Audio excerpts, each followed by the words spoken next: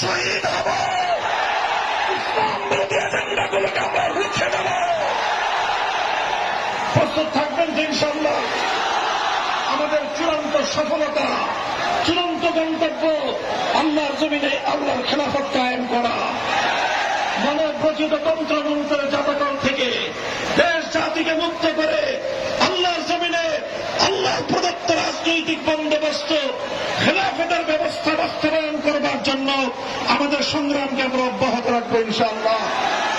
বাংলাদেশ খেলাফত মজলিস, যুব মজলিস, ছাত্র মজলিসের পতাকা তলে সংঘবদ্ধ হয়ে এই সংগ্রামকে সামনের দিকে অগ্রসর করবার জন্য আপনারা প্রস্তুত থাকবেন তো ইনশাআল্লাহ।